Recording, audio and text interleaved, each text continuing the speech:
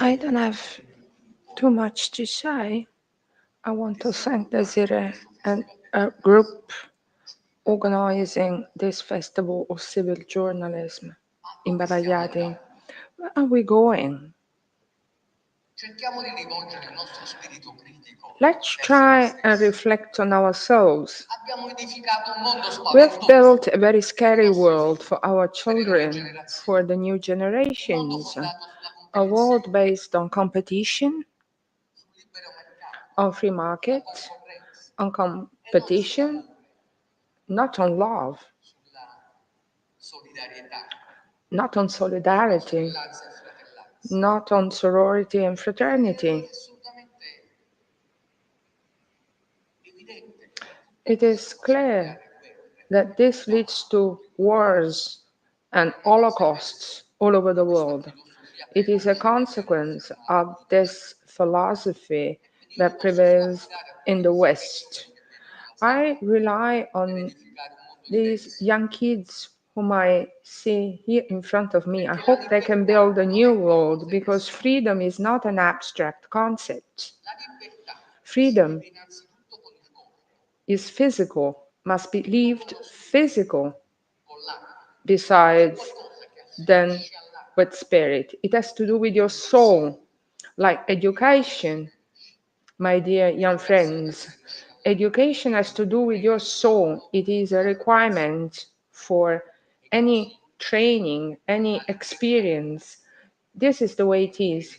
Freedom is a prerequisite. It is a requirement for the development of the ground that can bring to love. And this ground is freedom. Freedom is a ground for love. So good morning, sisters. Good morning, brothers. This is a space of liberty and freedom. You are welcome. Make yourself at home. This is the house of absolute spirit. This is the house and home to freedom. Thank you, Desiree.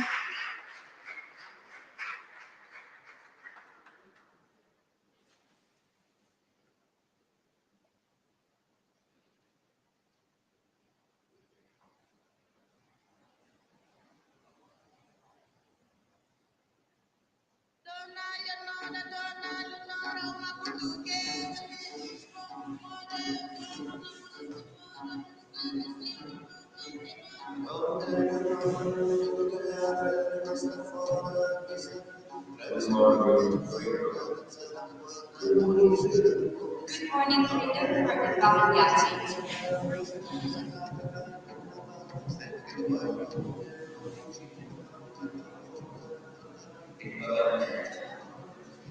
Perché la manifestazione necessaria e per canali considerare la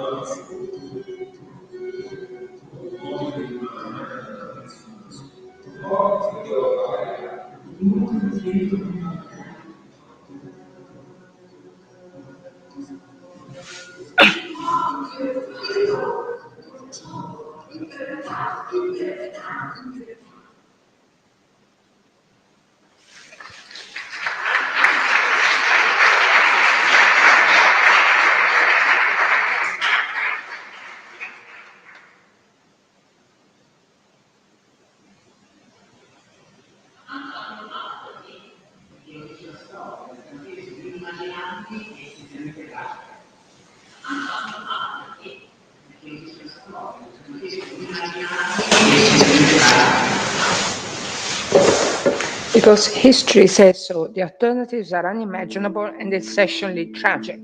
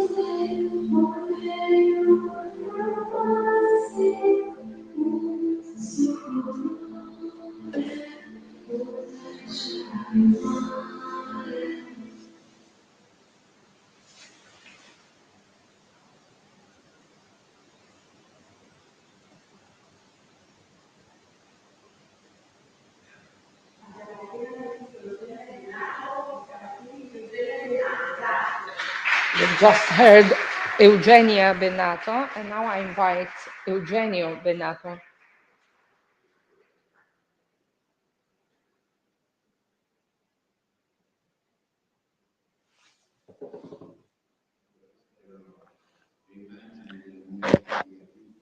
You have seen my daughter, she's 20 years old, singing.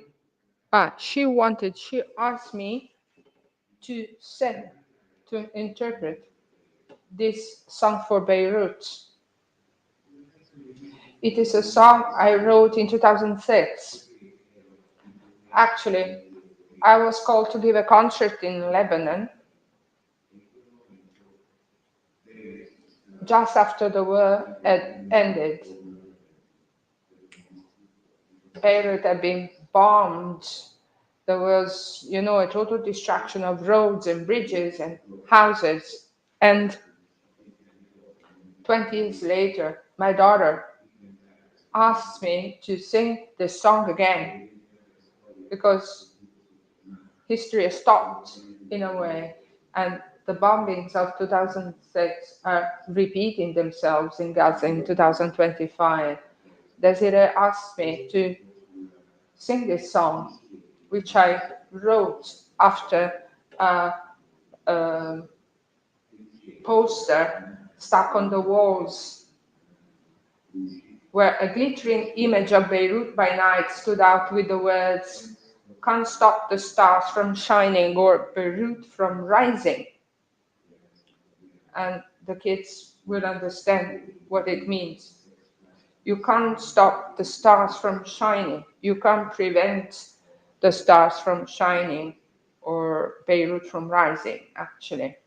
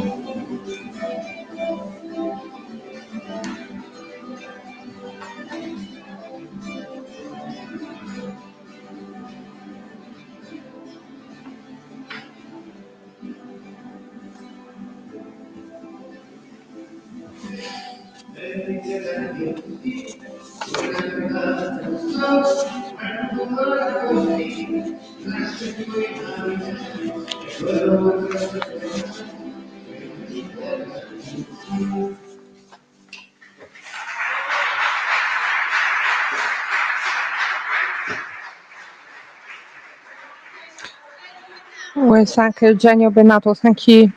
Thank you. And I also want to thank Eugenia and Stefano Simonetta on guitar. And a round of applause to the Italian Institute for Philosophical Studies and Massimiliano Marotta for opening the doors of this temple of freedom and culture to us. I want to thank for the video of our theme song to the young director Andrea Lapuca and you've heard the voice of Antonio Megalizzi. Who was Antonio? Actually, this festival is a joint initiative of Imbavagliati and the Antonio Megalizzi Foundation.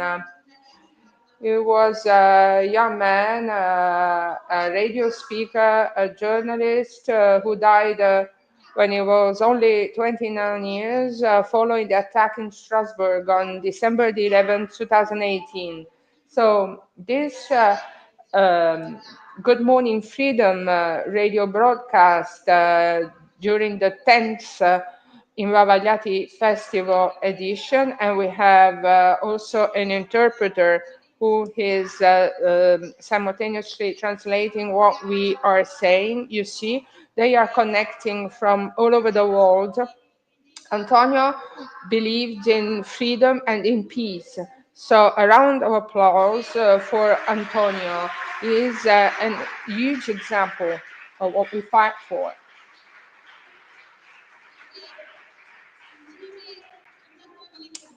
Since 2015, together with the Meari of Giancarlo Siani, the symbol of our initiative has been the slogan, "Whoever forgets becomes guilty." And we are not forgetting Giuliana Regeni, Ilaria Harpi. We have never forgotten them. And we still ask for justice for these innocent victims. There is another young man like Antonio Megalizzi who was killed. Mario Pacciolla is a symbol of an Italian man, and I want to invite his parents, Anna Motta and Mario Pacciolla, for a short speech. Good morning, everyone. I'm so thankful to this festival. We thank Desiree and Articolo 21. She always remembers our son. It's important to participate in these events because actually this festival is a festival for the freedom of us all and for human rights in Palestine, in Ukraine, and in the other war areas in the world. Thank you all. Thank you, Anna. The case of Mario Pacciolla, well, you know, the Rome prosecutor's office has requested the archiving of his case, but we relaunch here from Imbavagliati the appeal to ask for truth and justice with the hashtag Noi non archiviamo. So please post on your social media. And now we can open this event for peace. We have courageous voices from Italy, Mexico, Palestine, Hungary, Belgium, Ukraine, Burkina Faso, and Syria. And a round of applause to our heroes that come from far away. So let's immediately start with Italy, Andrea Bornigno, who is a journalist, author, and radio host who represents RAI in the Radio Committee of the European Broadcasting Union, the Association of European Public Radios, and since 2021 has been responsible for the original podcasts of RAI Play Sound.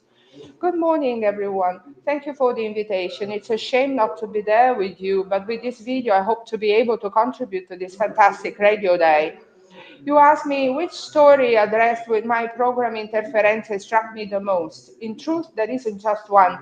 The latest ones come to my mind, discovering that the M23 rebels in Congo are setting up an alternative radio network to give news of their interest.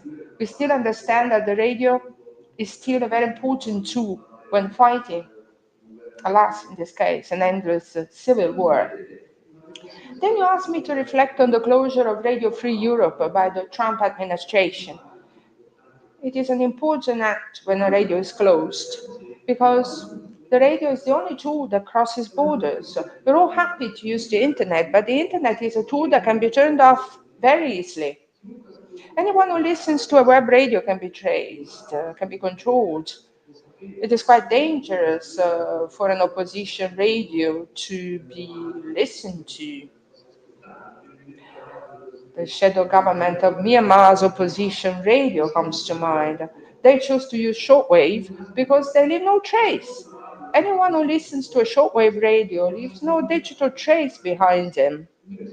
With a web radio or a podcast, we have to use WPN or tools to be anonymous. Radio is still a very powerful tool today because the listener is completely anonymous and also the broadcaster. Let's think about clandestine radios. There are still some. For instance, NJ Kurdistan, the clandestine radio of Kurdistan that broadcasts from various countries, is disturbed almost daily by Turkey but continues to be on the air.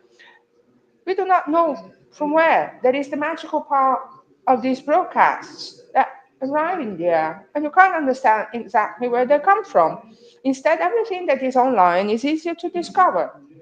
So, in general, I can't really find the story that struck me the most. Maybe that of the free radios during the first phase of the civil war in Syria in 2014, 2015, when suddenly a series of radios were born. The New York Times had written an article entitled Free Radio Syria that struck me. It talked about these radios that transmitted from small vans for a few hours, then took down the antennas to avoid being bombed, a network of radios connected to each other via satellite. Incredible. And then you asked me about my podcast number stations. They're still there. I make this podcast that talks about these broadcasts that seem to be used by spies. There are many connections, many bonds from these broadcasts with these endless lists of numbers transmitted on shortwaves and the world of spies. They're still there, and there are new ones linked to the ongoing conflicts, especially the Ukrainian one. There are safe and anonymous way to transmit information to someone without too much hassle. All you need is a little radio in your backpack.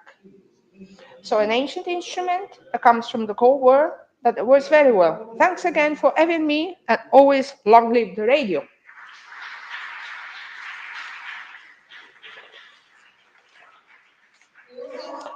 And now, let me thank an artist who is not only popular and loved, but a true civil passionaria.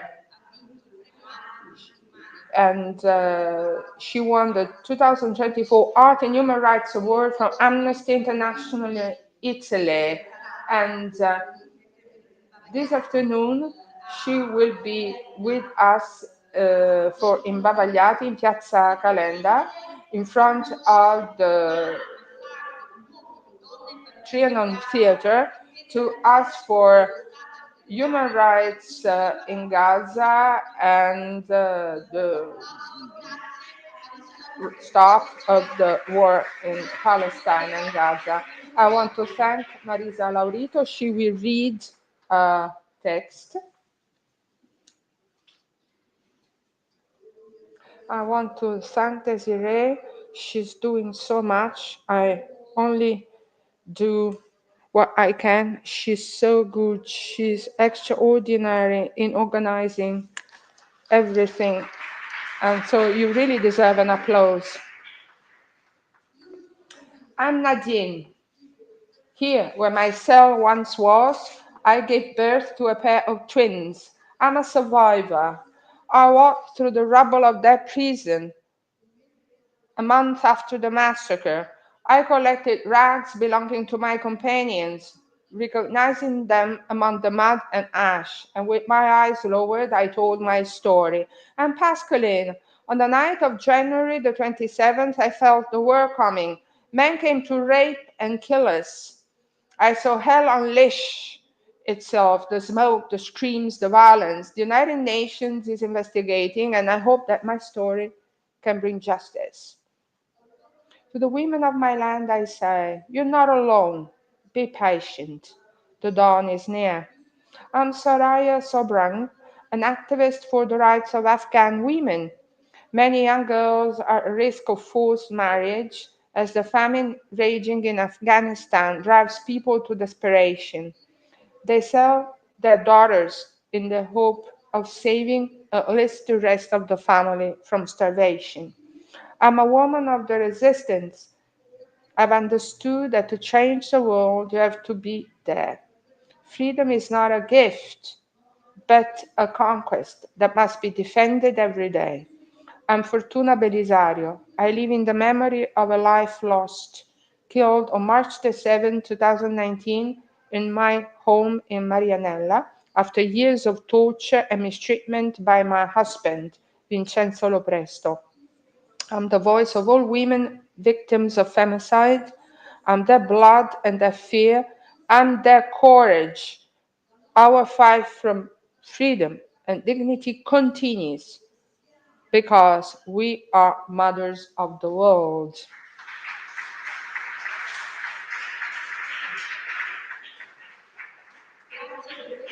Thank you for this beautiful reading that conveys a message from Africa, from Afghanistan, of people and women who resist. And speaking of Afghanistan, let's give the floor to Barbara Schiavoli, who for over 20 years has reported on the most dramatic conflicts of our time, from the tense scenarios of Iraq and Afghanistan to the ruins of Palestine.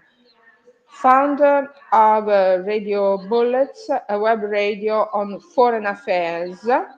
Every morning, she gives news from all over the world. And so she turns a light on the victims. Barbara Schiavulli, you have the floor. So, Barbara, my first question for you is the following. What is the current situation in Afghanistan? You know, Afghanistan is one of the worst humanitarian crises in the world. I call it a gendercide because, you know, we have heard music, singings and songs. There, everything is forbidden to women. They can't go for a walk on their own. They can't go shopping on their own. They can't see the doctor on their own. They can't speak in public. They can't attend school after 12 years of age. And everything that has to do with culture is banned. There are no more actresses, no more female singers, actually, not even male singers. Last year, 25,000 musical instruments were destroyed. I launched an appeal to the musicians from all over the world. They have to remember traditional and folk Afghan music, and we have even smuggled some musical instruments from Afghanistan. Their musicians asked us to do it. Their voice can be heard. I'm so proud. If I only had to choose one thing that I'm proud of, is that with Radio Bullets, I could invite an Afghan journalist to come work for herself, I mean, in her country, but she can write for us anonymously. She is anonymous, of course, and we pay. She's the only one that gets a pay at Radio Bullets, and she can support a family of 8 people thanks to this job. How long a time do I have? 3 minutes each. We only have 3 minutes each, otherwise we can't make it. I just want to ask you something else. Radio Bullets, we know. We also said it in our podcast, We Are Courage. Radio Bullets has succeeded in saving lives, but why has Afghanistan been forgotten by the international community? What are the consequences of this indifference? On one hand, it is a shame of the West. What happened there is a shame, you know, for the West. The agreements of the US with the cooperation of all the others after a war that has failed to succeed is a shame for us all. And let's tell the truth. Uh, the rights of people do not matter. You don't wage a war to save people. You only wage a war for your interest. And the media, mainstream media in particular, supports the power. If we want to mobilize civil society, we have to do it with a bottom-up approach. We have to network and join forces and make the difference. I really want to thank Barbara Schiavulli. She really risks her life in these war zones. She does a lot for human rights, and we keep on speaking about women. I want to thank Ana Luisa Cantoral from Mexico and Kenna Megan for being here. There are two Mexican journalists. I have a couple of words for you. Ana Luisa Cantoral, about women who were victims of violence. You were investigating on some murders in Oaxaca, and for this reason, she was forced to flee Mexico. Otherwise, she would risk her life. So, tell us the story. Tell us your story. Why were you forced to flee Mexico? What were you investigating? Let's try and stay in 3 minutes, please. Thank you. First of all, I apologize for my poor Italian. I've always been an investigator when women are murdered. In Mexico, women do not count. They can vote, but they do not count. Women are only supposed to be mothers. They have no right to speak. Women are physically abused and also psychically abused. I was investigating on the case of a woman. They have burned her. I mean, okay, they had sprayed gasoline, and I thought it was worth asking people who had witnessed to the murder, but actually it was the fault of the authorities. You know,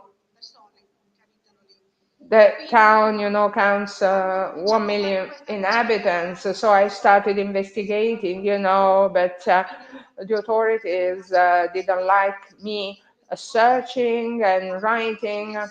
They threatened me. They wanted me to stop. I didn't want to. I was pregnant of my first son. I'm married to an Italian, so he told me, well, he couldn't, accept me being in danger. So we decided to move because it was unsafe for us, for our family. Even if the UN had also given me a pass to help me, you were not safe. You were not safe. Yes. And in Mexico, they are also killing journalists. So many journalists are dying. And law enforcement, you can't even trust the police and escorts. And I want to mention here two journalists who are under threat, Mimo Rubio and Milena Natale. Thank you for your courage. They are both escorted, under police surveillance. They have to be protected. Kenya, I want to ask you, what are the most serious challenges that journalists in Mexico face today? Good morning, everybody. It is a pleasure to be here. Thank you all Thank you again for this invitation. It is the third year I attend this festival. It is such a great pleasure for me to be here. You know, the most serious challenges, you have to save your life. This is the biggest challenge. You have to save your life, and you feel intimidated. You are afraid to tell the truth. Not only in Mexico, but in any place in the world. Journalists run a risk when they tell the truth. You can't really be transparent. It's important that we protect journalists, but also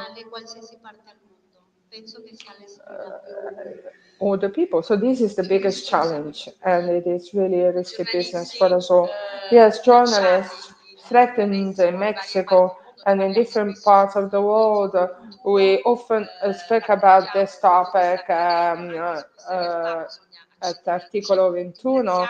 I want to thank our Mexican colleagues for their testimony, and I know your radio is connected, so let's send our greetings to Mexico. It's a live broadcast. This live broadcast is possible thanks to Radio Siani. We're so proud at having this free radio here in Campania. I want to thank Giuseppe Scognamiglio, President and Director. I want to thank Eva Serio. She's streaming this live broadcast on Facebook, both in Italian and English. And now we have Asma Dashan and Fuad Reya. We have two videos. Fuad has been on multiple occasions at Imbavagliati. Let's see what happens in Syria. It is a moment of great transformation, of great and strong emotions. On the one hand, the joy of seeing the end of a bloody regime that destroyed the country and divided the communities. And on the other hand, the uncertainties and the doubts about what will happen in the present and future of Syria.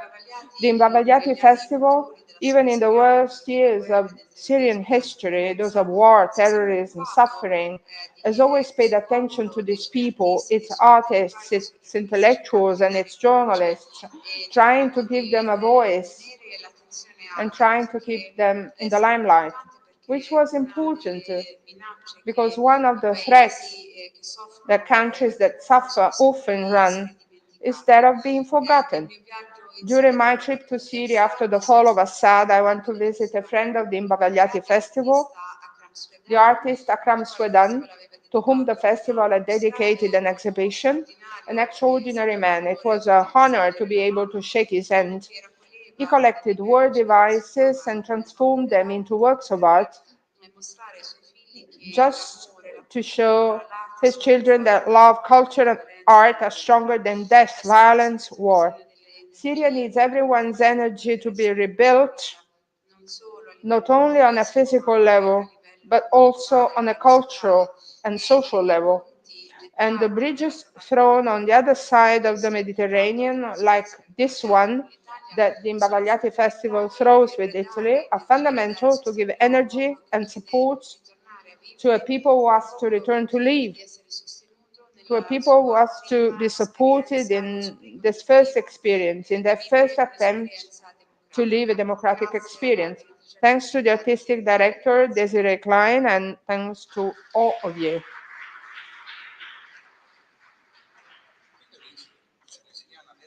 Since the beginning of the Syrian revolution, radio has played a major role because it was cheaper than other media and it was also easier to broadcast, although this exposed journalists to danger, so much so that at the beginning they used transmitters placed on pickups so that they would not be identified by radar and bombed.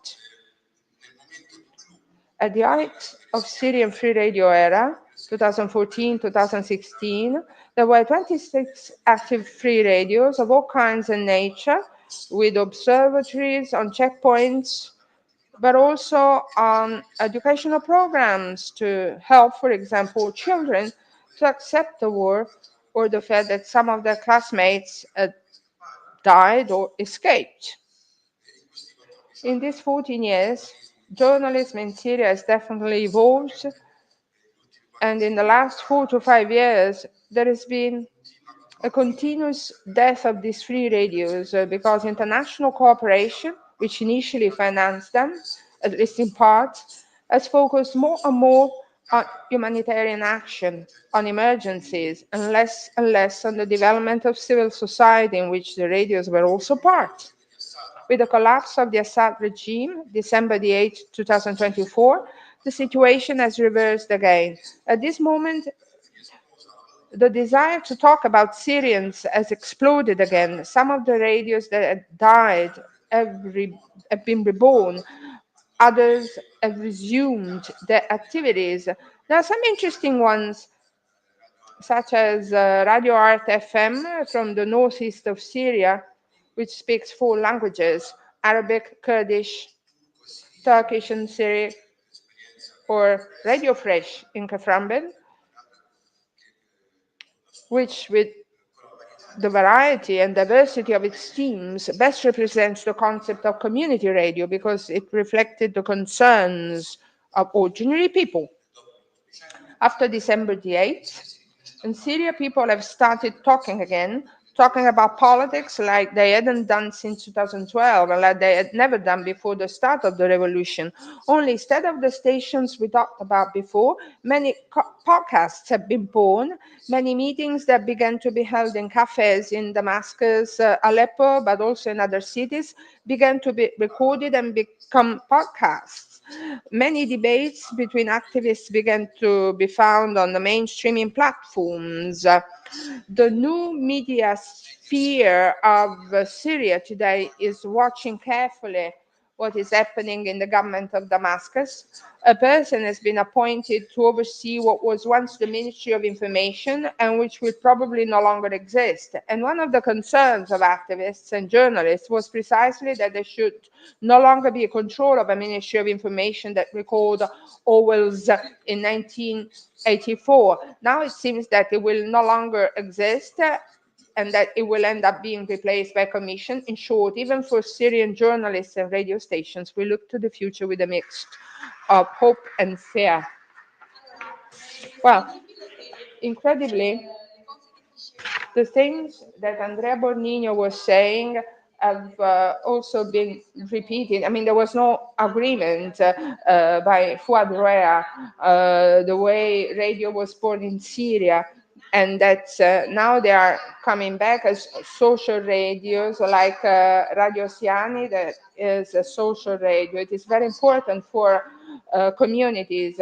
Radio Siani, and we will also repeat it, was created to fight the radios of Camorra, of organized crime that were active on this territory. And now some more music with Marina Zamisleva. Yeah, Marina,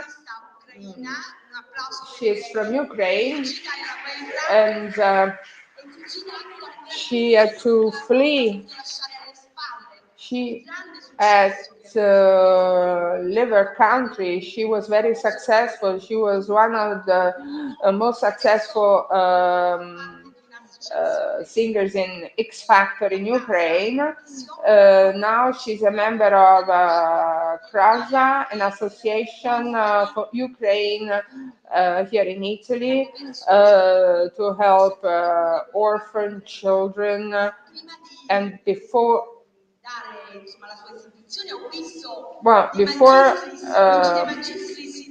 listening to Marina, I want to mention we have our past mayor, Luigi De Magistris. Thank you for coming. He was a supporter of our festival, and he was a mayor. And the kids are so happy to see you, Luigi. Now we have Marina Zamislaeva.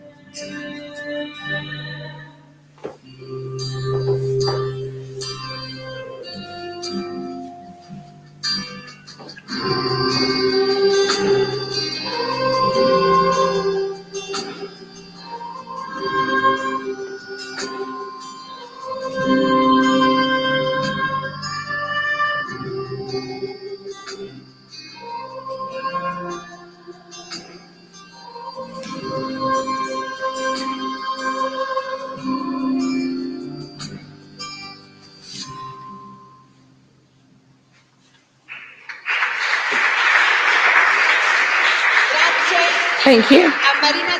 Thank you, Marina Zamislaeva. Marina c'ha una voce veramente pazzesca. You have such a beautiful voice, fantastic performance. And this is an hymn to peace. So thank you from Good Morning Freedom. And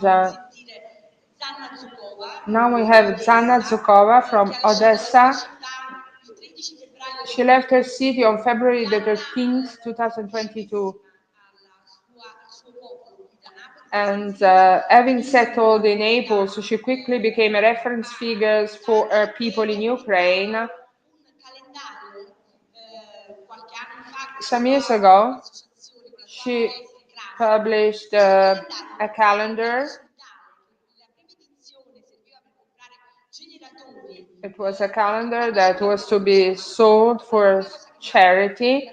The first year, they wanted to buy generators, power batteries, and you can't live without. Oh, I forgot to mention the guys from Vittorini School.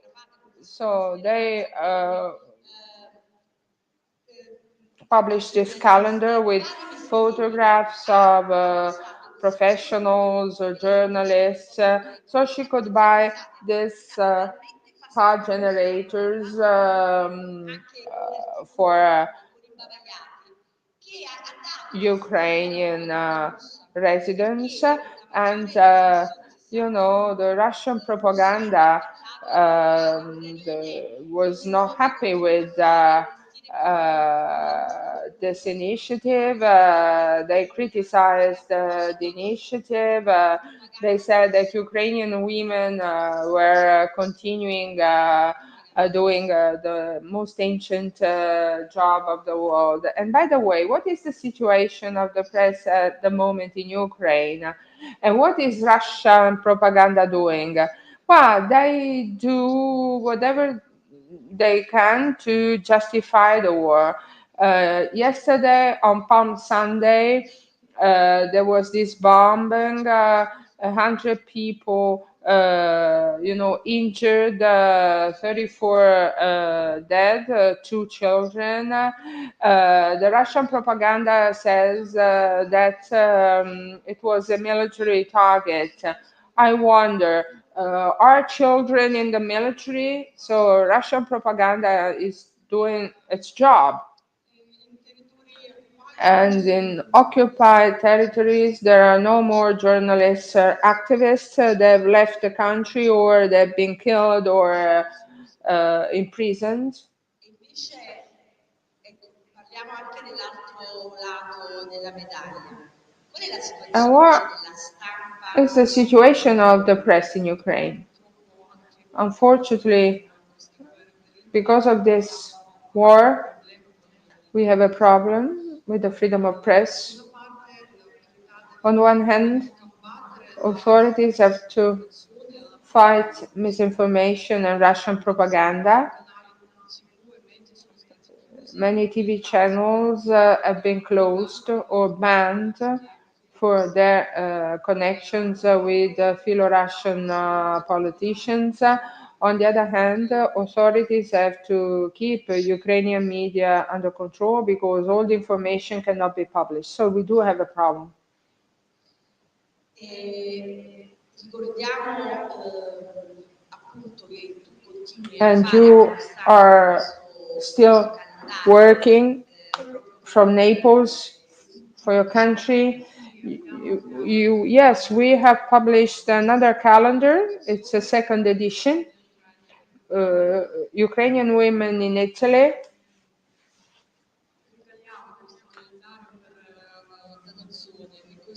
We collect donations to help Ukrainian children. We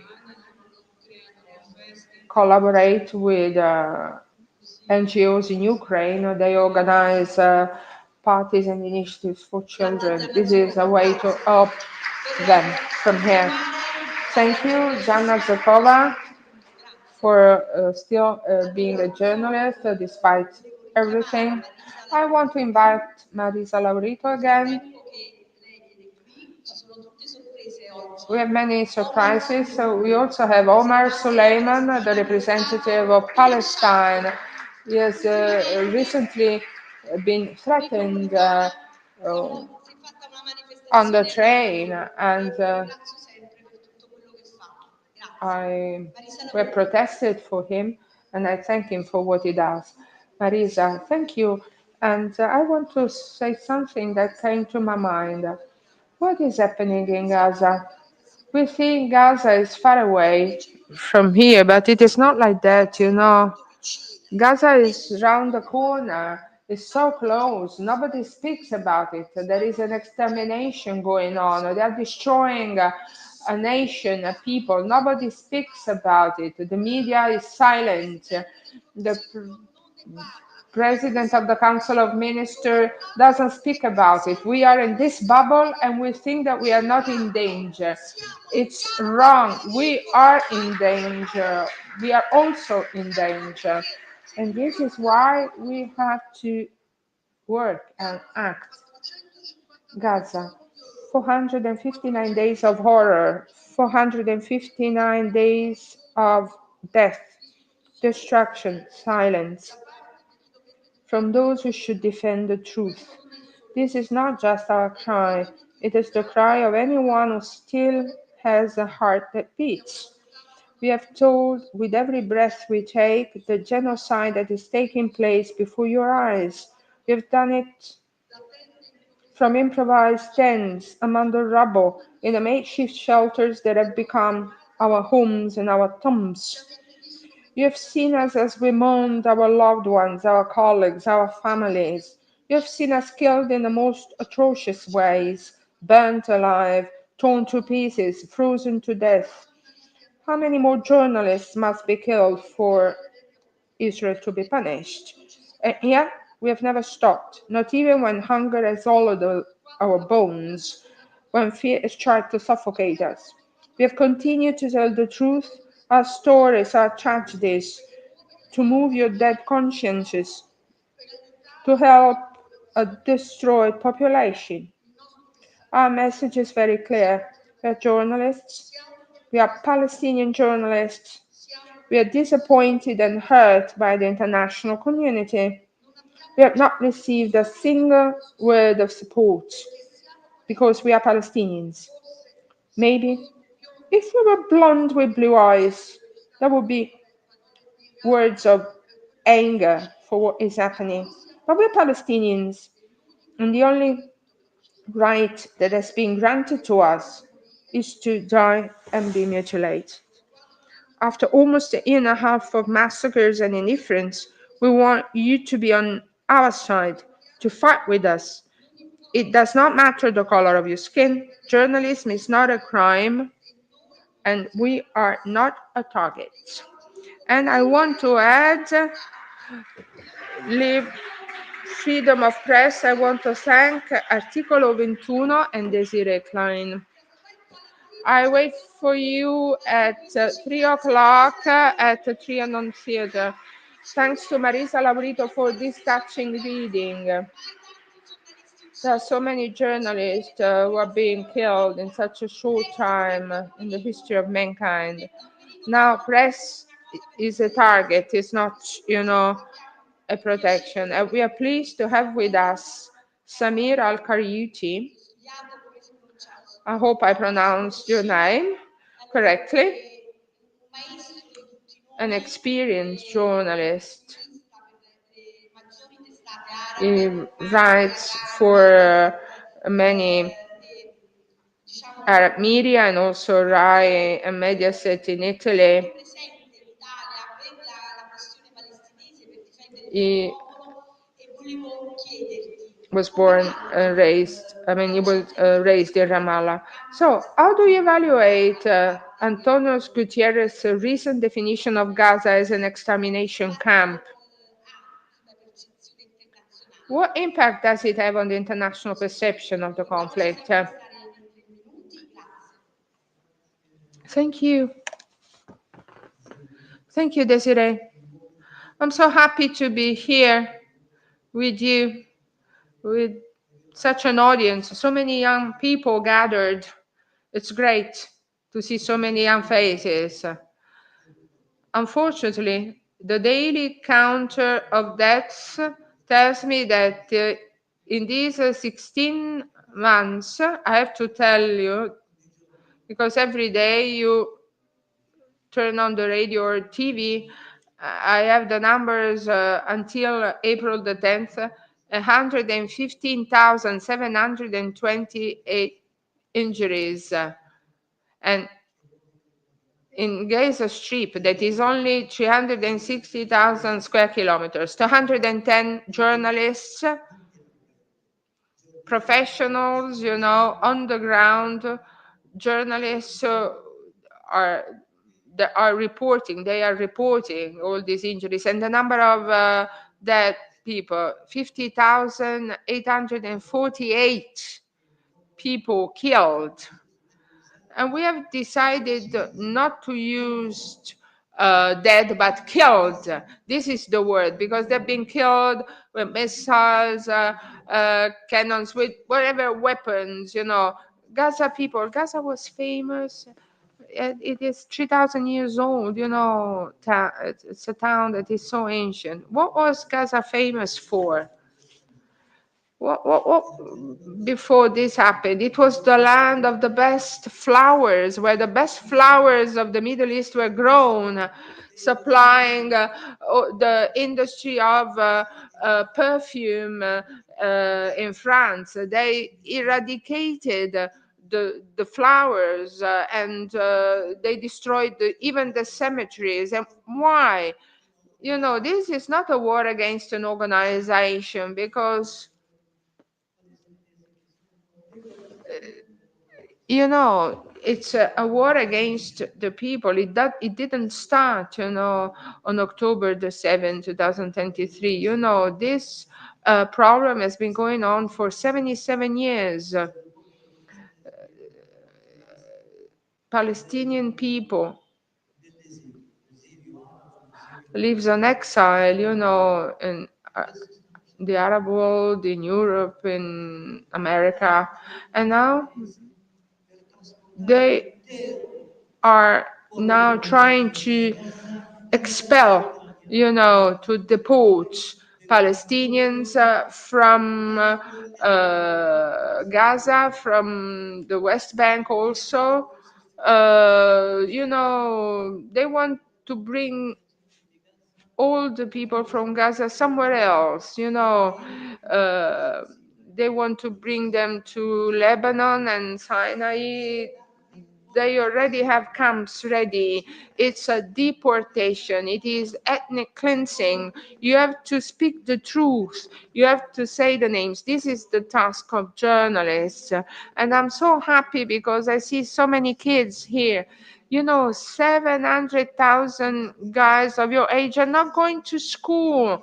A friend of mine has written me, he has a project for a pen or a notebook for these makeshift schools, because they have nothing.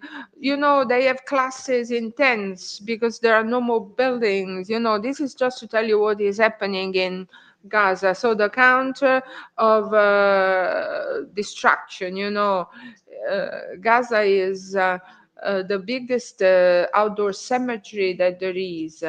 But this is a war not against an organization, but against the Palestinian people, to deport it, to prevent them from developing. Actually, Palestinian is at the origin of the Arab world.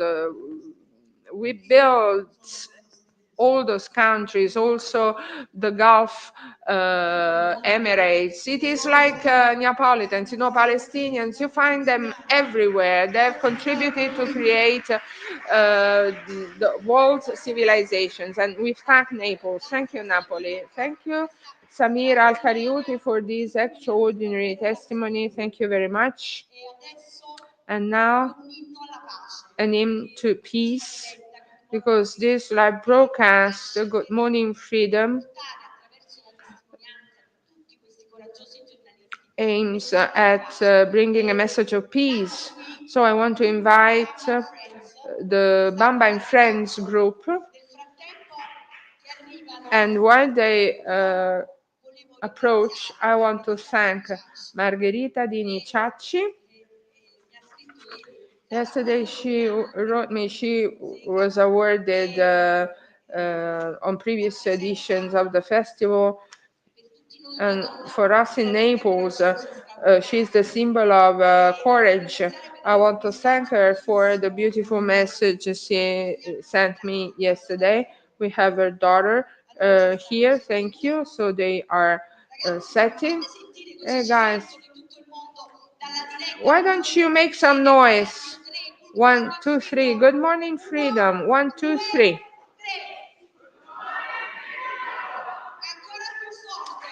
Louder. Ok, adesso si stanno mettendo. They are almost set.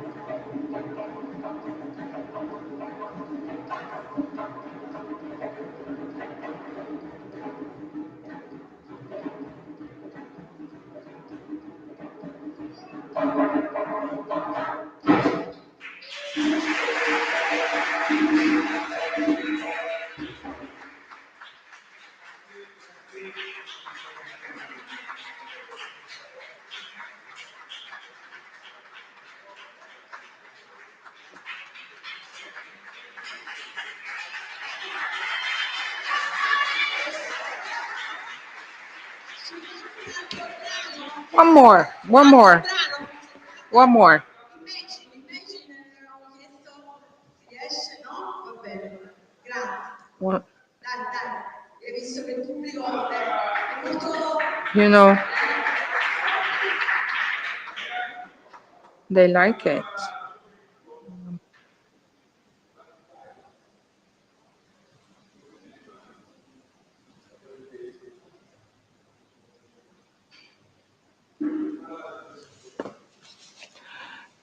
I'm from Africa. You know that there are so many problems in Africa. We are here to represent our continent. But here, now we are in Naples, so I can offer a Neapolitan song as a sign of friendship. Thank you.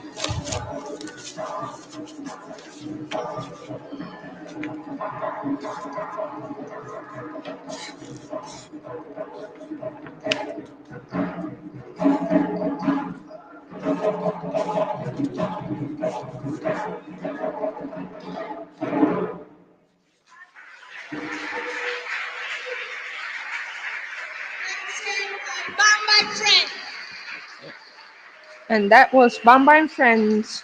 Thank you. Allora, And now,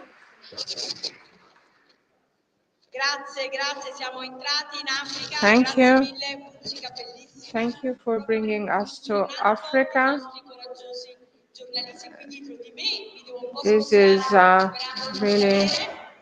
Allora, a beautiful music. Musamon was born in Ivory Coast in 1972, was a radio speaker.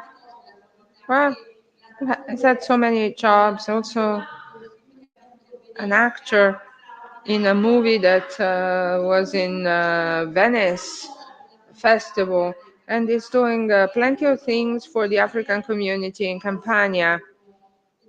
What challenges,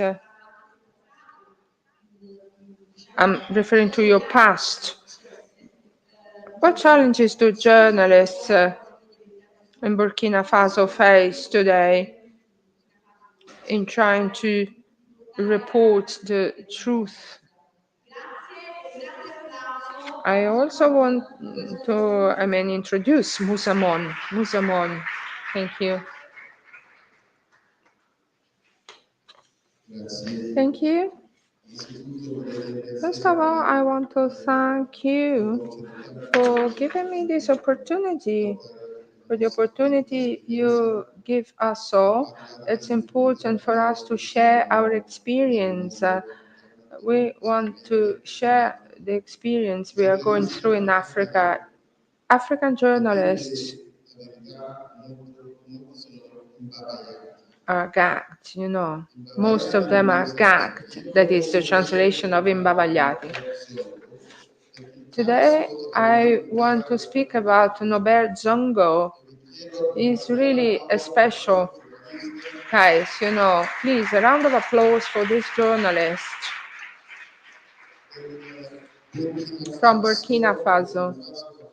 Burkina Faso in West Africa, a former French colony.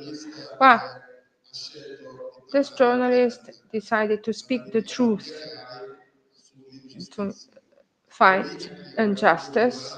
He created his own journal or magazine, L'Indépendant, The Independent. He decided to investigate on the death of the driver of the brother of the president. He had been murdered. He was doing his job, and one day he was found with three more journalists killed. You know, they were killed. The other journalists, you know, didn't stop. Other journalists from other African countries, from Senegal, from the Ivory Coast, from Ghana, they joined their forces and decided to start investigating on the death of the journalists from Burkina Faso. And they could find some evidences, you know. The culprit was, you know, known, and the population decided to mobilize and fight against injustice, and in the end they could find the culprit in France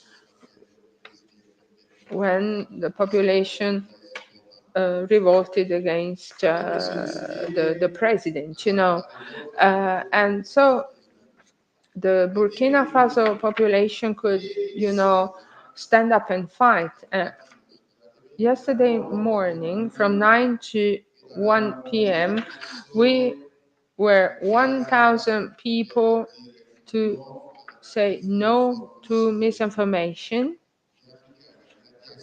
The African diaspora, Mali, of Burkina Faso, Niger, we were there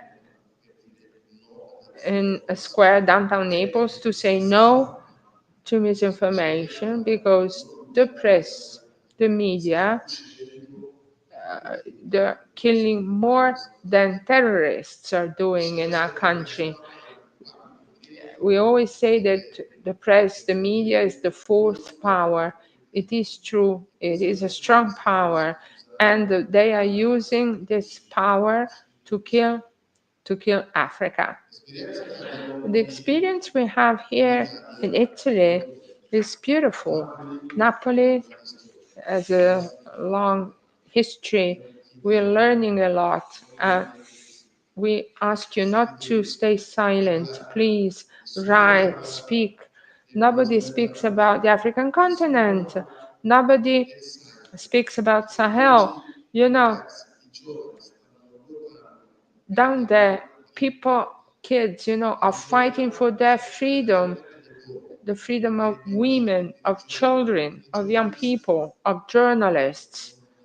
I've never read anything about this. And this is really hurting me. And I know you're very brave, you're very courageous, you're brave. And this is why we're here today. But I hope that this courage could be blown like a wind, towards Africa. Thank you, Muzamon, for your testimony. And Amnesty International uh, is manifesting for Sudan today in Rome, and all that is happening in Congo. It's a genocide. Nobody speaks about this. Maybe there is no interest or too many interests, because nobody speaks about these words. And about migration, I'd also like to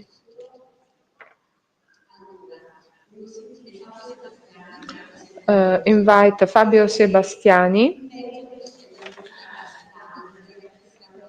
and there is, the host, he is the host of Radio Mir, dedicated to Italians abroad, and we have talked with him about, the lack of a migration policy in Italy.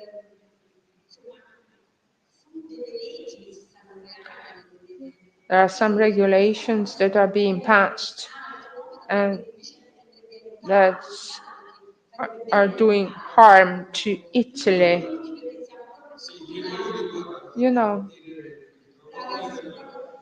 3 minutes, I'll stay in 3 minutes. Radio Mir. Mir means peace, but I like the word, we like the sound. We founded it 5 years ago in the spirit of civil journalism that we're here for today. The idea of having a network, an Italian-speaking network, speaking about the condition of the Italian diaspora. We have realized that in our culture, there is no idea of a diaspora, but there is a diaspora of Italians. We have between 50 and 80 million people of Italian descendants in the world, especially in South America, and actually Naples plays a role in this, and it's a story that has never stopped. It's continuing. People continue to leave this country to go abroad. What is happening in these days, in these weeks? Well, this center-right government, unfortunately, I have to say something about Italian politics, has invented a law that will prevent people of Italian origin to have Italian citizenship. We will get to 1/10 of the actual number who will be entitled to have Italian citizenship. Is this really sound politics? Aren't they promoting national identity? I also want to promote national identity, but what is it, this policy? We have to be able to govern migration flows, both coming in and going out. I mean, we can't really be open to international capitals only. We should really develop knowledge. We should welcome workers. These very smart ministers want to close, the gates to our brothers, because they are of Italian origin, and all the islands, the mountains, they are dying for lack of inhabitants. It is paradoxical, it is a paradox. Do you remember the extraordinary experiment that Mimo Lucano was developing in Calabria, and it was stopped? Does it make sense? It doesn't make any sense. And I want to launch this idea. I'm out of time, but I want to say that nations do not exist anymore. We are only arms in the hand of the International Agency of Speculation and War. People are not interested in wars. They want to exchange, they want to be open. The Mediterranean is a cradle of civilization, and it is a metaphor of exchange and mix of cultures. Thank you for your words. I want to thank Fatou Diaco. She's the honorary president of Articolo 21, and she's also a representative of the Immigrants Council of the Municipality of Naples. And thank you, Fatou, for what you do. Great woman. And now I want to invite another person who has always supported this festival right from the start. Without him, without his vision, we would have never done it. He's the honorary president of Imbavagliati, Nino Daniele. Where are you? And then Luigi De Magistris. We will give you the floor later, so stay with us. Okay, Nino Daniele will read. He is a philosopher, a gentle philosopher. He is an extraordinary politician. He is at the origin of what we now know as Ercolano method. When he was a mayor there, he demonstrated how communities can be managed in a different way, and respecting the poor. So let's listen to Nino Daniele, who will read a passage. Yes, I've chosen to read a passage from The Complaint of Peace by Erasmus from Rotterdam, a humanist of 1500. You know him for his other works. And we are all here because there's some folly here. And I've chosen this passage because on my way to this place, I thought that this is also the hometown of Giordano Bruno. And when you go out there on that wall, Gerardo Marotta, the past president, wanted to have this bronze bust, this statue of Giordano Bruno, one of the examples of free thinking. And Giordano Bruno had his problems with the Inquisition because Erasmus, who was Christian thinker, had been banned.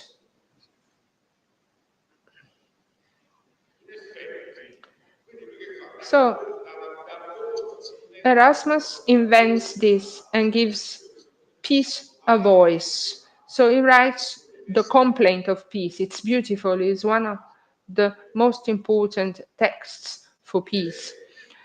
Now, if I whose name is peace am a personage glorified by the united praise of God and man, as the fountain, the parent, the nurse, the patroness, the guardian of every blessing which either heaven or earth can bestow. If without me nothing is flourishing, nothing safe, nothing pure or holy, nothing pleasant to mortals or grateful to the Supreme Being, if, on the contrary, war is one vast ocean rushing on mankind of all united plagues and pestilences in nature, if at its deadly approach every blossom of happiness is instantly everything that was firmly supported, totters on its foundation, everything that was formed for long duration comes to a speedy end, and everything that was sweet by nature is turned into bitterness. If war is so unhallowed that it becomes the deadliest bane of piety and religion, if there is nothing more calamitous to mortals and more detestable to heaven, I ask, how in the name of God can I believe those beings to be rational creatures? How can I believe them to be otherwise than stark mad, who with such a waste of treasure, with so ardent a zeal, with so great an effort, with so many arts, so much anxiety, and so much danger, endeavor to drive me away the peace from them and purchase endless misery and mischief at a price so high?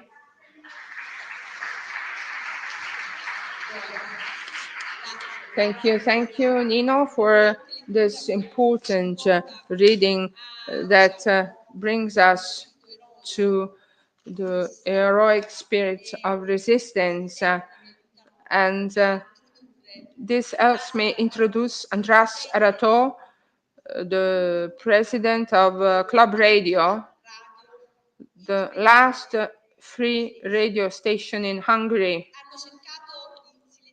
They tried to close it. Viktor Orban tried to stop them, but they continued, also helped by donations of Hungarians who want a free radio, an independent radio. You know, can you hear me? Hear me. This is a great story. Here from Good Morning Freedom, we are telling these stories because they, you know, these people are symbols of resistance. There are people who, with hard work and courage, turn a light on the victims. So when the radio was blacklisted, he didn't surrender. He decided to broadcast on the web, and he started with an extraordinary symbol, the hymn to joy. So a round of applause to Andra Sarato.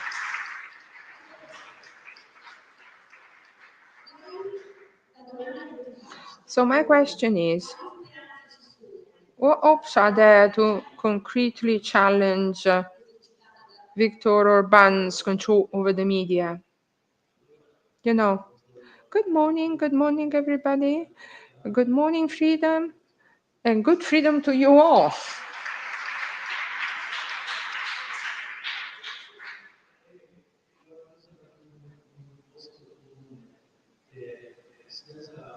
It is a commonplace that without freedom of words, without freedom of opinions, without freedom of the press, there is no freedom at all. And dictatorships are not all the same. If your life is in danger, you know, it is not the same here in Italy or in Hungary. In Hungary, there's no freedom. There's a dictatorship.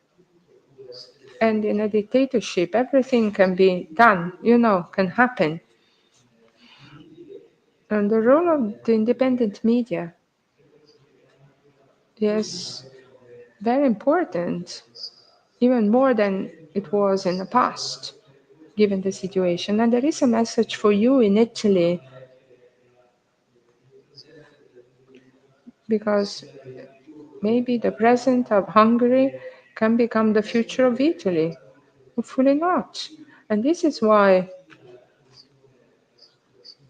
it's important that we reflect on the situation of the press in Hungary, because it can happen everywhere in Europe. It's a miracle that Club Radio has survived. We had no money, we had no funds. I mean, from one year to another, from 2010 to 2011, we had lost 95% of our revenues, and we had no license to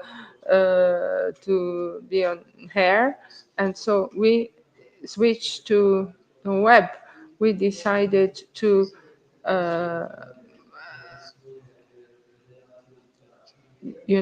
broadcast and mobilize population, even if it's a country where there is no such a tradition. And we received 10 million euros, private donations. And so when we were stopped by the authorities, we asked our audience to switch to the internet, and so we didn't lose listeners. I can't really remember your question, but I hope I've answered. You have, definitely. Thank you very much. Thank you. Since he must leave, even if is not included in the agenda, I want to invite the former mayor of Naples, the past mayor of Naples. The young people love him, and he's a friend of our festival. Thank you, thank you. It's so good to be back here. In a couple of minutes, I can share my ideas. Without free information, without independent information, it is more difficult to have truth. And without truth, there's no justice. Without truth and justice, there's no peace. Not only do they want to gag journalists, they also want to criminalize any form of disagreement. They want to build the world justice based on class, on census, and so very strong against the weak and very weak with the rich. They consider criminals those who protest in the streets against the genocide in Palestine. If you say it's a genocide, you are qualified as an anti-Semitic, and they are against the young people who protest against climate change, Those who modify the constitution, those who deny human rights are becoming normal, and those who want to defend human rights are now turned into dangerous people. And so if this is what happens, we have to act in a very peaceful way, but we have to ask for the respect of the articles of the Constitution, Article 3, the freedom of the press, etc. When the power abuses the power, the Italian Constitution is an hymn against indifference, because Article 3 it says that the Republic has the task of removing obstacles to equality of people, and we are the Republic. We have to act. Will we win? I don't know. But if we don't fight, we will never get that we don't have to stay silent. We pay a price.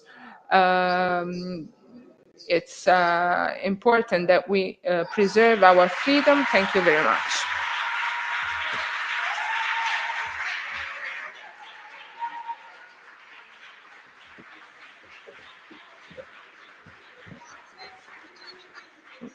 St. Luigi de Magistris.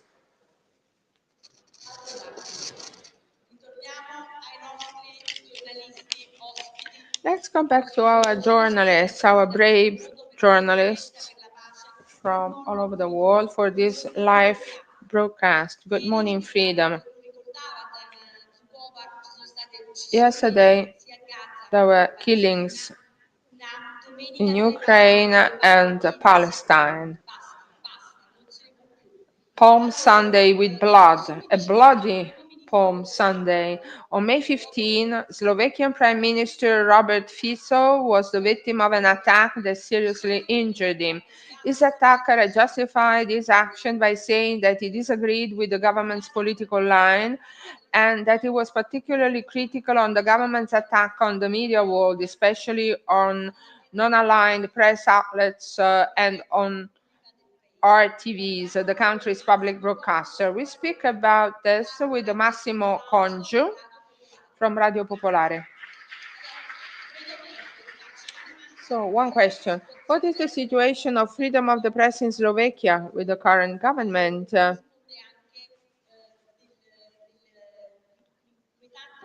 And tell me about the killing of Jan Kuciak, the young investigative journalist murdered in 2018. Thank you. Yes, thank you. Well, Robert Fico, even before being elected, had started imagining a role for public press.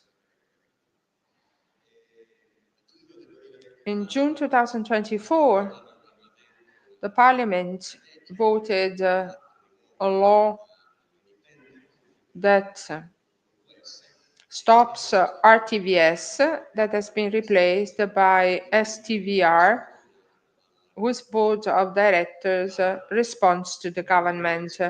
Even before the election, Fico had accused independent press of being hostile to his party, and he accused them of being against the people. The main private broadcaster, TV broadcaster in Slovakia, Telemarziker, has been imposed not to deal with politics anymore. And one of the hosts has been fired for speaking about urbanization of the Slovakian media world. As Desiree was saying, on May the 15th, Robert Fico was the victim of an attack. And after this attack, there was an acceleration of a process that had already started. They wanted to crack on the freedom of the press in the country.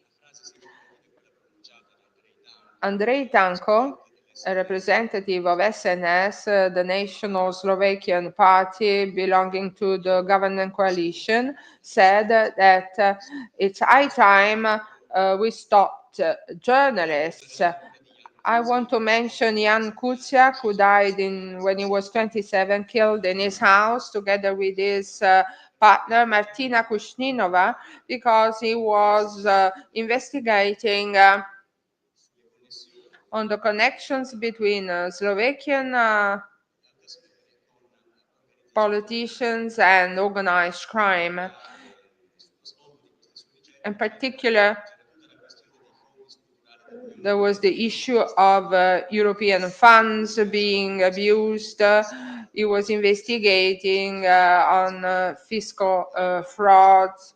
Where some representative of the political party of President Robert Fico were involved.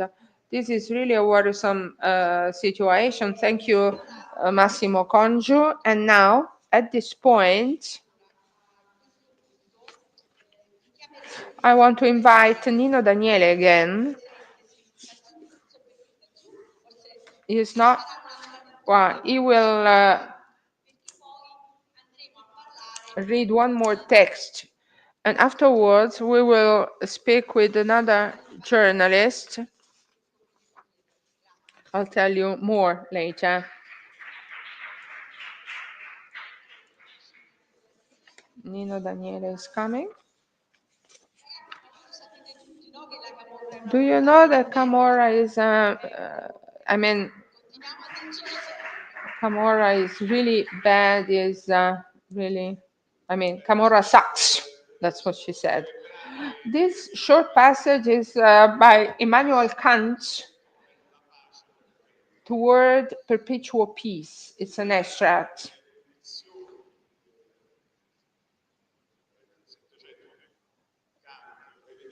Kant wrote this in the 18th century.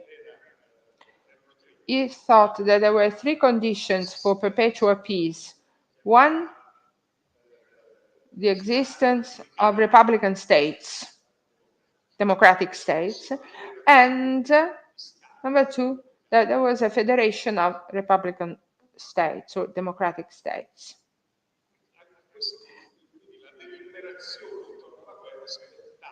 And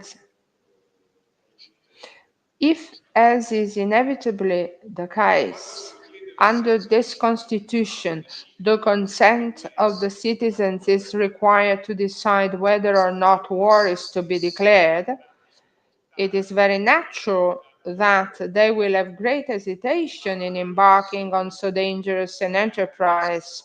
For this would mean calling down on themselves all the miseries of war, such as doing the fighting themselves, supplying the costs of the war from their own resources, painfully making good the ensuing devastation, and as the crowning evil, having to take upon themselves a burden of debt which will embitter peace itself and which can never be paid off on an account of the constant threat of new wars.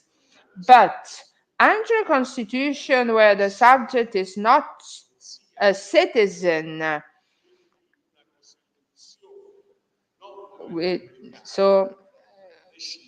and which is therefore not republican, it is the simplest thing in the world to go to war.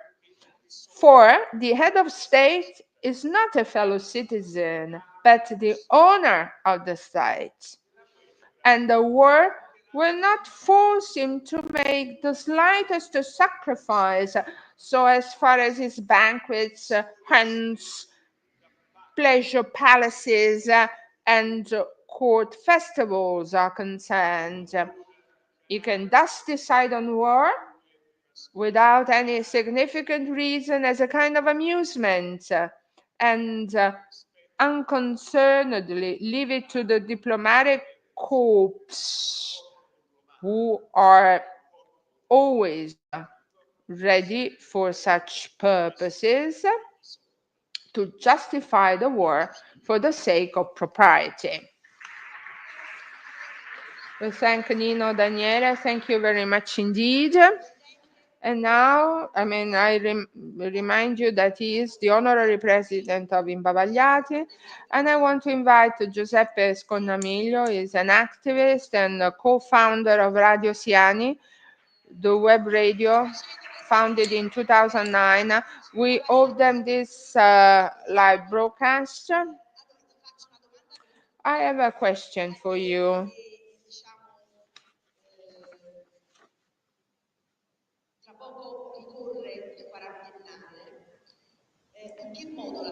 How did the figure of Giancarlo Siani influence your work and that of the radio in promoting the culture of legality? What is Radio Siani?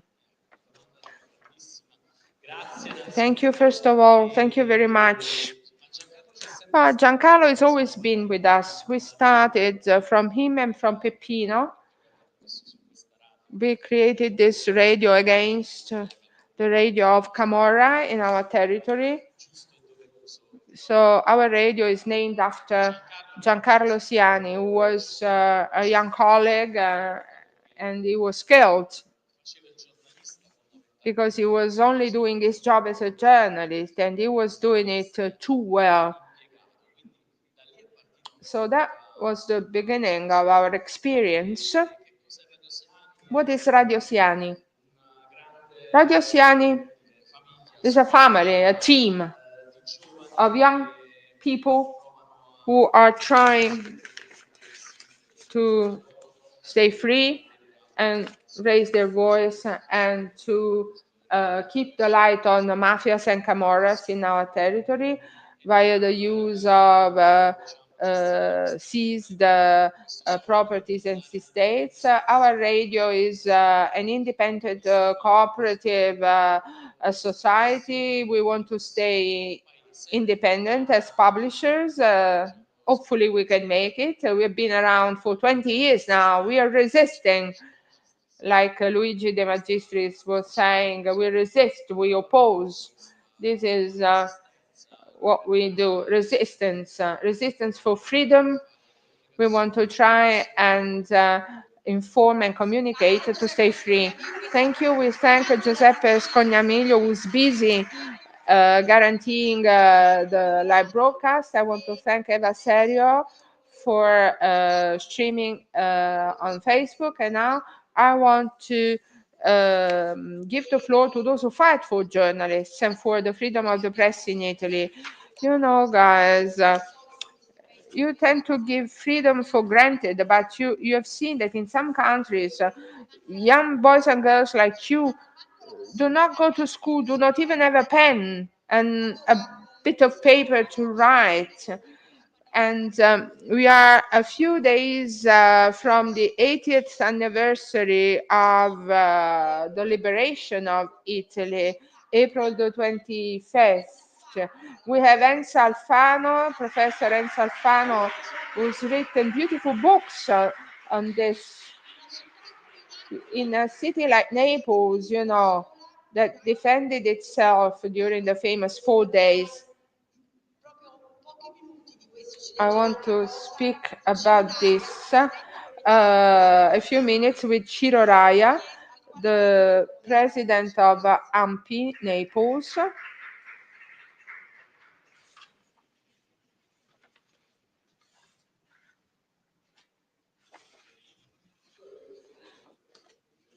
I had written something that I will read, but I'd like to share consideration. We are the Association of Partisan, ANPI. We support Articolo 21. We fight against anyone who is gagged, who is silenced. Especially we fight against those who gag themselves, who are indifferent, who do not participate. And we do what we can to have a participation, public participation. Only if we participate, things can really change. Good morning, freedom. A few days away from the 80th anniversary of the liberation, and good morning, freedom is a wish which cannot continue to be only a wish, a hope.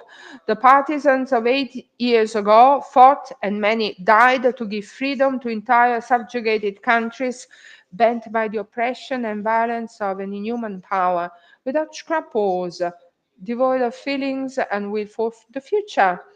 We are heirs of those partisans because we cultivate paths of encounter, of exchange, of handshakes that are not at all formal, and these paths are boundless prairies where only the trampling of many, all men, can mark a visible common path. Along these paths there is no turning back, not even to take a run up.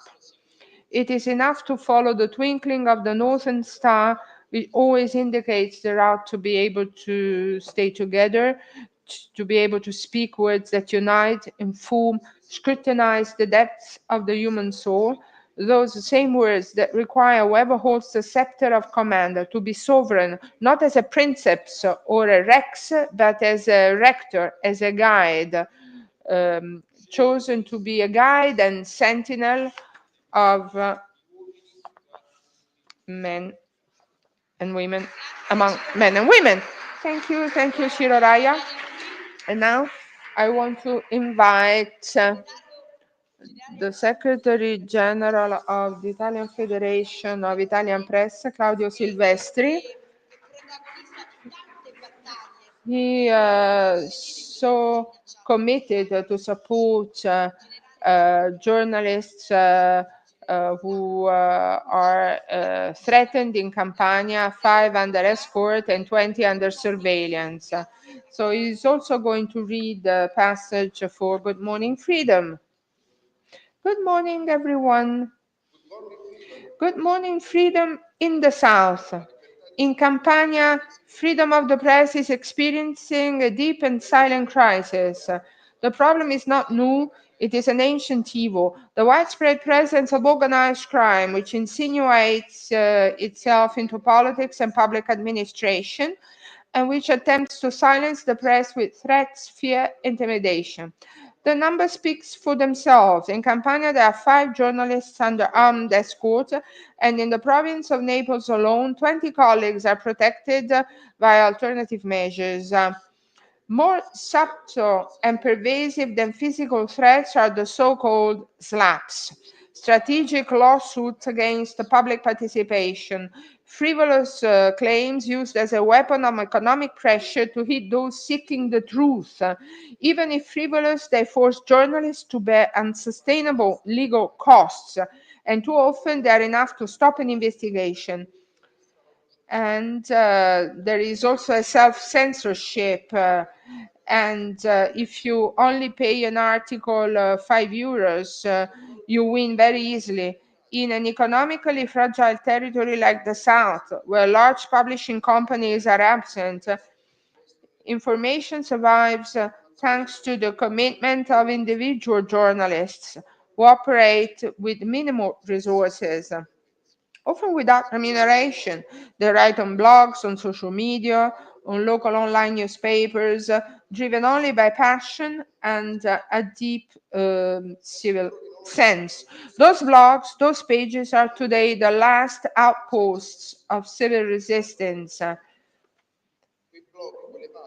And those blogs, those pages are the last outposts, I repeat, of civil resistance. But the real emergency is the publishing crisis.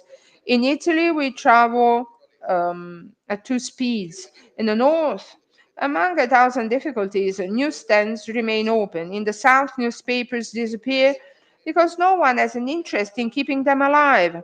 In Campania, it's the third in Italy for population, the third region in Italy for population. 6 local newspapers resist.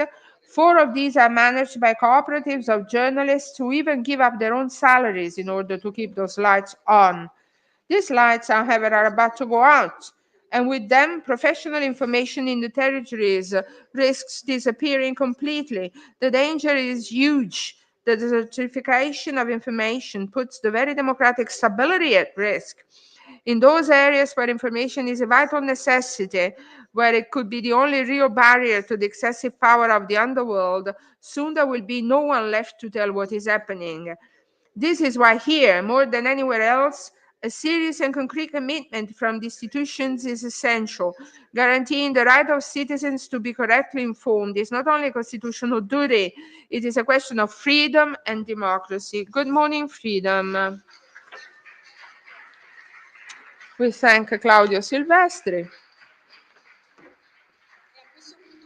And at this point, I'd like to invite Vittorio Di Trapani, is the president of the National Federation of the Press, with Articolo 21 and the Journalists Association. They have with the Antonio Megalizzi Foundation have supported this initiative. So we listen to his speech. Good morning. I have written a piece so that I can stay in 3 minutes. We're talking about freedom. Freedom is the right of citizens to be informed. Freedom is being able to do investigative journalism without receiving slaps, without being forced to live under escort. Freedom is being journalist without being spied by a paragon. Freedom is the right to flee from wars, famine, persecution, and being welcomed without dying in the Mediterranean Sea or along the Balkanian route, or being imprisoned when, or detained in a camp by a government that has lost all humanities. And freedom means telling war crimes, telling them in Gaza without being killed. Journalists are being killed, murdered. They do not die, they are being killed.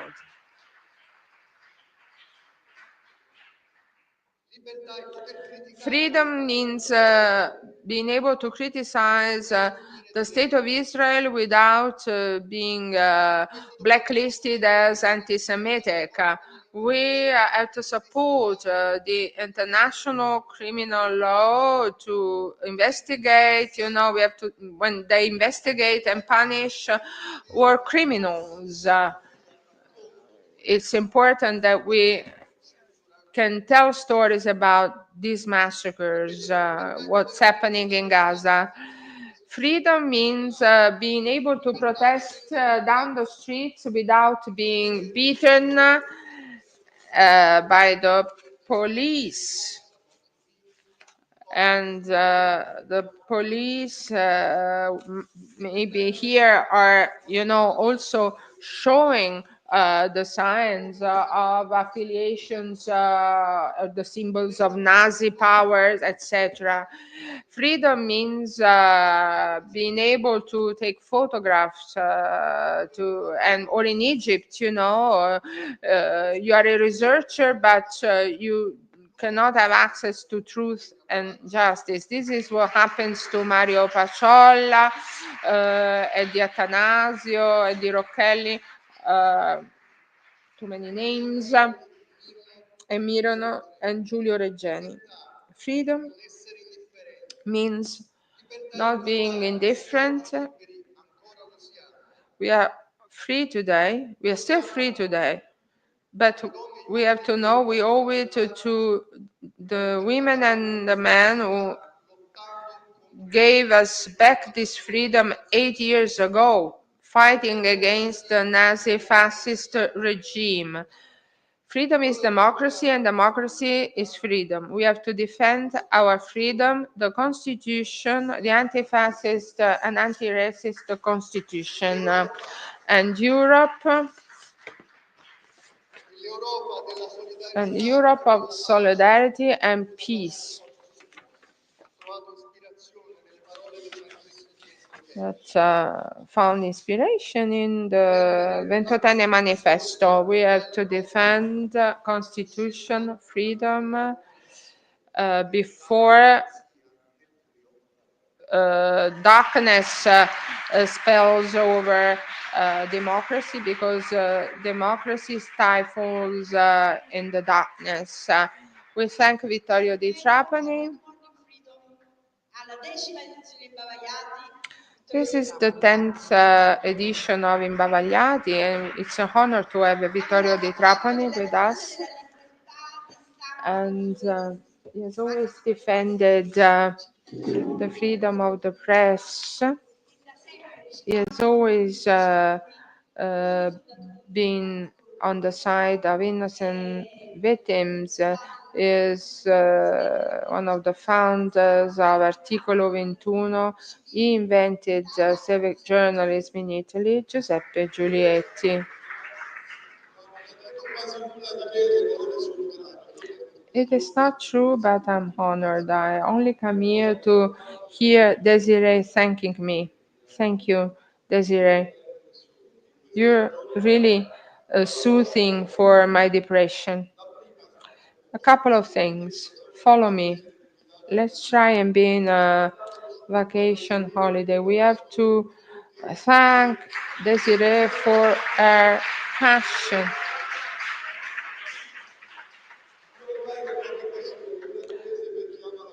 I think we have to love the Constitution. We have to mistrust those who are cynical. You come from Vittorini School. You're very good, and you're also asking for truth for Mario Paciolla. And if they don't want you to do it, please continue. And ask the family of Mario. They don't want you to forget. They don't want to be forgotten. So thank you. I want to thank you, teachers and students, and don't trust those who tell you the opposite. And I want to greet Anna and Pino for accepting to be honorary president of Articolo 21. I love these families, because they are worried not only for their son or their daughter, according to the case, but they are worried about all the others. Don Milani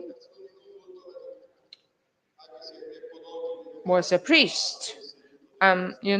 Quoting a priest, and he said, "Take care of the life of the others, also those whom you do not know, also those who pray another God." You cannot, only be concerned with those who are white, pray like us and our neighbors. You have to be concerned with those who pray another gods and whom you do not know, and whose skin is of a different color. I thank you for everything.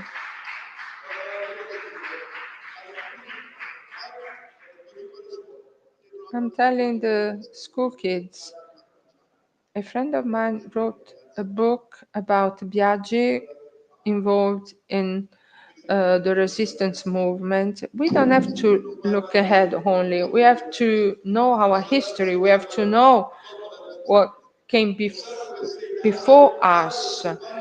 We were born after the resistance movement.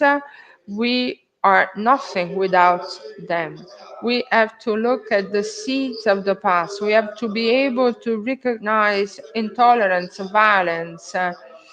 Giancarlo Siani was killed 40 years ago in this city. We have to act like the journalists are doing, Mimo Rubio, Marilena Natale. We have no time, but there are so many other massacres in Myanmar. Now there is the earthquake, but there was the military dictatorship, and then in Africa, in Sudan, there are so many casualties. Why aren't we interested? Because of racism. We are racist. Nobody asks the UN troops go to Gaza. Why don't we allow armed resistance? I'm on the side of Ukraine, but the same effort should be done in Palestine. They're not sons or children of a lesser God. What was I supposed to read? Do I have my text? The number of murdered journalists is growing everywhere.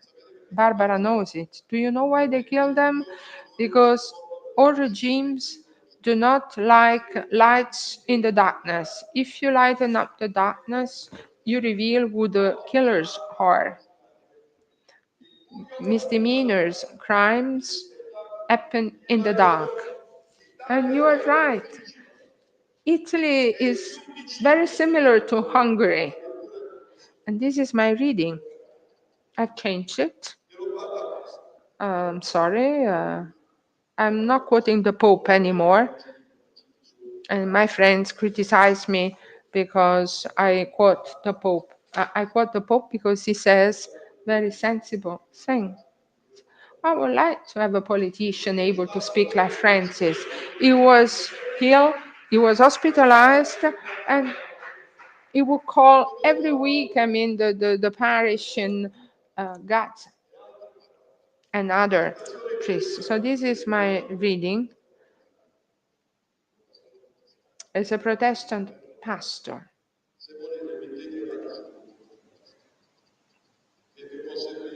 It can help you. Before, well, I'm gonna read the version. They came for the socialists, communists. I didn't say nothing. And then they came for the unionists. I didn't say nothing. Then they came for the homosexuals. And then they came for the Jews, and I didn't say anything. They came for me, and there was no one else to protest for me. Better to cry 1 second earlier, than do it later. And there are extraordinary people who do it. There is another extraordinary journalist that we forget who work in that area of Palestine who said, "Let's stay human." His name was Vittorio Arrigoni, killed in 2001. Thank you. Unfortunately, the sound is very poor. We apologize.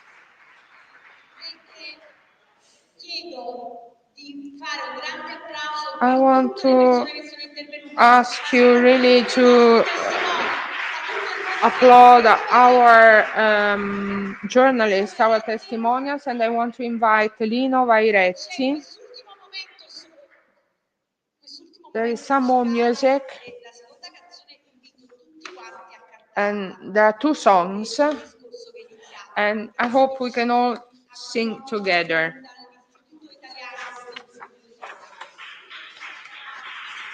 I remember we are here at Good Morning Freedom at the Italian Institute for Philosophical Studies here in Naples.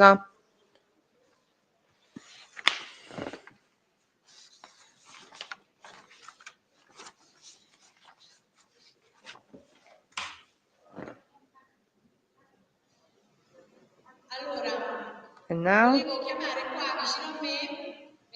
I want to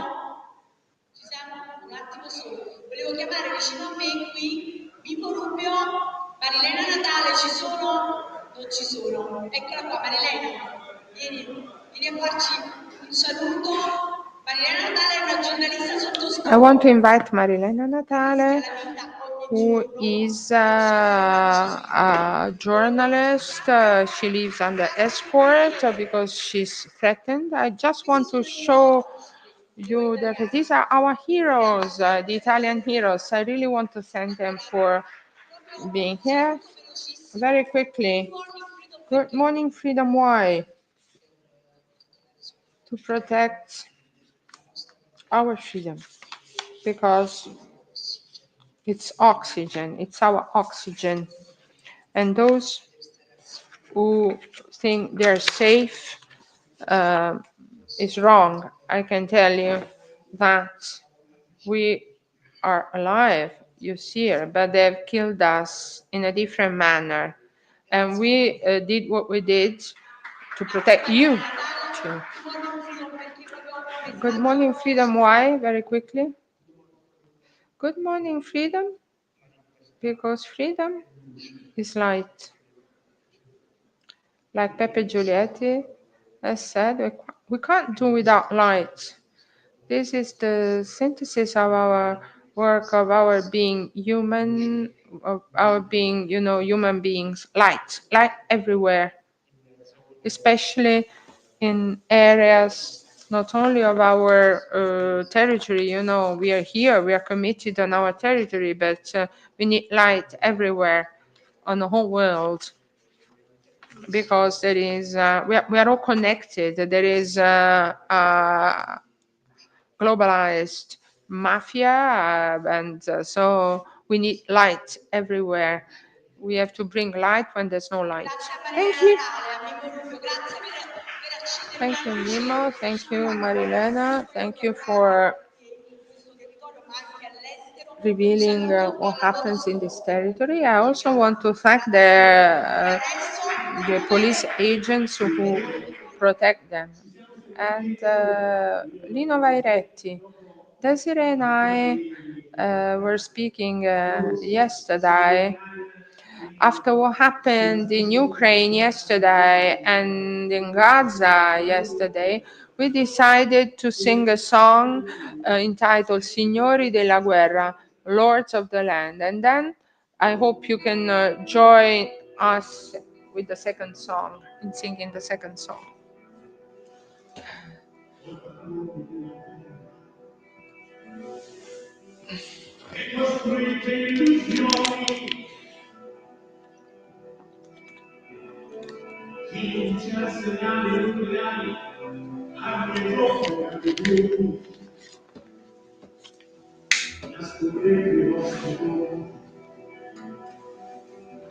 Come un distante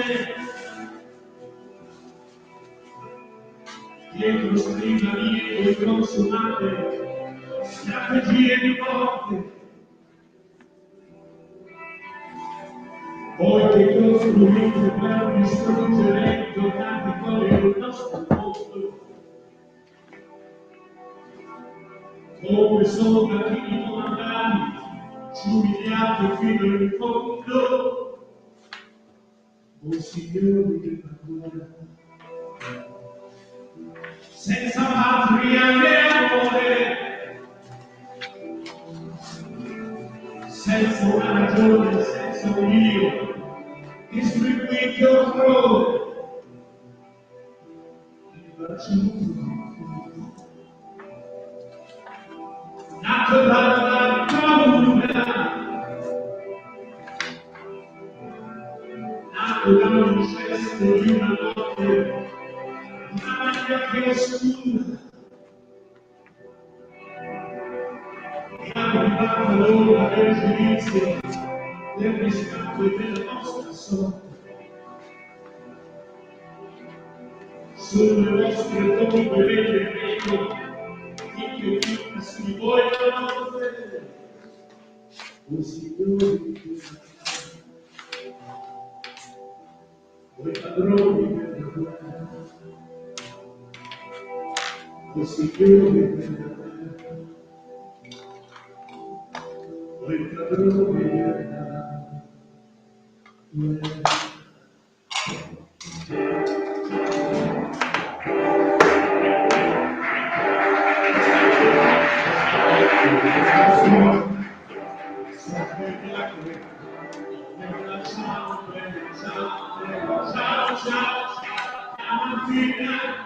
Mi sono svegliato e ho trovato il raggio, la linea della ciao,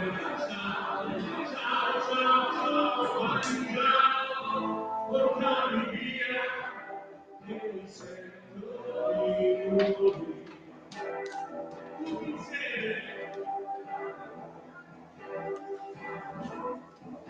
E se io muoio, partigiano, ciao,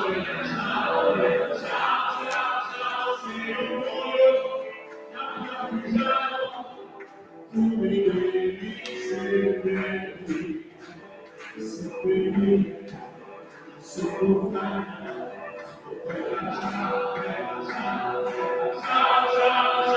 seppellire, la simultanea, sotto un vecchio. Tutte le genti che passeranno, ciao, tutte le genti che passeranno, mi diranno che vecchio, mi sento affidato, come la Signore è partigiano, molto per la vita.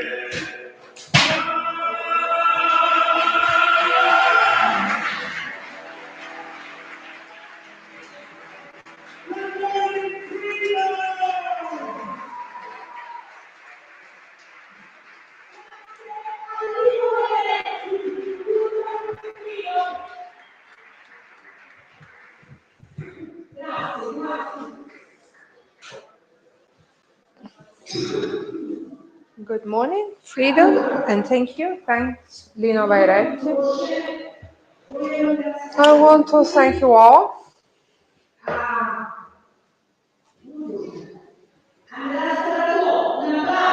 Grazie a te.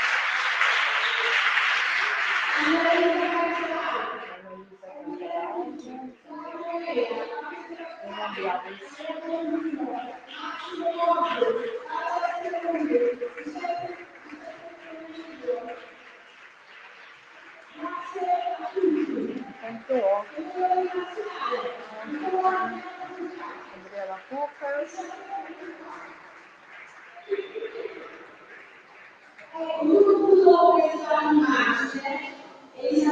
Elisabetta is a young journalist.